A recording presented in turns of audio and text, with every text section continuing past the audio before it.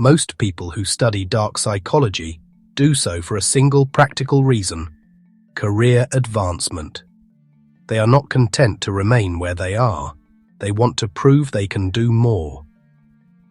Over time, a difficult truth becomes obvious. Moving ahead is not only about raw skill. Influence, persuasion, and social navigation play a larger part than most admit. This video is not a handbook for cruelty. It is a guide to recognizing how those forces work in a workplace setting and how to use that knowledge responsibly. Imagine an early 20-something analyst who has recently left university and entered a tough job market. She struggles with confidence. She wants to connect with colleagues who seem further on in their careers or who appear to know things she does not. Understanding why she feels drawn to particular people and how those connections form is a practical advantage. Workplace success is social as much as it is technical. Recognizing that does not make a person cynical. It makes them efficient. Personality matters especially at work because the setting forces routine contact with many people who, in truth, we barely know. Dark psychology borrows heavily from neuro-linguistic programming, commonly shortened to NLP. NLP supplies a set of models for how people take in information, make decisions, and respond to influence. One useful concept within that framework is the idea of metaprograms, mental filters that shape motivation and reasoning. They are not neat personality labels. They are tools for categorizing how people prefer to think and act. That makes them more objective and more practical than casual descriptions, such as shy or charismatic. Metaprograms help the brain organize incoming information. They do not describe mannerisms. They describe the logic behind choices. That is useful at work because it allows you to predict what kind of arguments will persuade someone, what kind of feedback they will value, and what will make them defensive. Use this knowledge to communicate more clearly and to avoid unnecessary friction. Metaprograms tend to appear as dichotomies.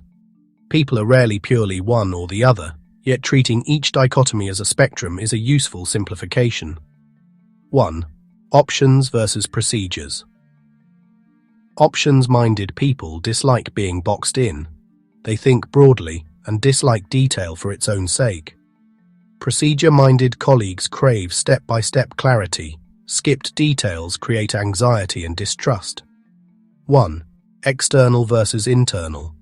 Some workers need external validation. Praise or correction from others helps them calibrate their work. Others are internally referenced. They trust their own standards and find unsolicited appraisal irksome. 1. Proactive versus reactive. Reactive people plan and place current tasks into a wider timeline. That habit keeps them organized and sometimes stuck. Proactive types prefer action in the present and often find planning tedious. 1. Toward versus away. Toward people are goal-driven and oriented to rewards. Away people are motivated by avoiding mistakes or negative outcomes. Their language and priorities differ accordingly. 1. Sameness versus difference. Sameness-oriented colleagues value familiarity and stability. Difference-oriented colleagues seek novelty and change. Proposals, incentives, and reassurance must be framed distinctly for each group. Identifying where a colleague sits on these spectrums gives you practical leverage in conversation. It also helps avoid misreading motives. Do not assume you already know someone simply because you share an office. Before attempting any form of influence, gather information, observe, listen, and test small interactions.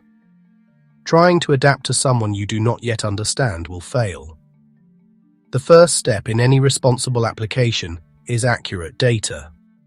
The second step is self-regulation, managing your state so you communicate clearly rather than emotionally. NLP provides methods to make communication cleaner, to notice unconscious signals, to mirror broad patterns of thinking, and to present ideas in terms that fit another person's frame. This is not a magic switch. Most thought happens below conscious awareness. Small changes in phrasing and structure can shift perception. Use that power cautiously. Apply influence only to create mutual benefit. Clearer communication, better teamwork, and outcomes that do not exploit another's vulnerability. Knowing how to influence also helps you defend against manipulation. Look out for persistent pressure to act quickly, repeated flattery paired with requests, and attempts to isolate decisions from normal scrutiny. Keep records, ask for time to think, consult peers, and maintain emotional distance from people who try to speed you into a yes. These are practical safeguards that preserve agency. Before applying any of these ideas, ask yourself a single question. Would I accept this being done to me? If the answer is no, do not proceed. Ethics are not a sentimental add-on. They are the hinge on which sustainable influence turns. This material can protect you and improve your career if used with care. It can also harm others if wielded without conscience. Choose restraint and clarity. That is how you succeed at work without losing your integrity. Like and subscribe if you like this video. See you in the next one.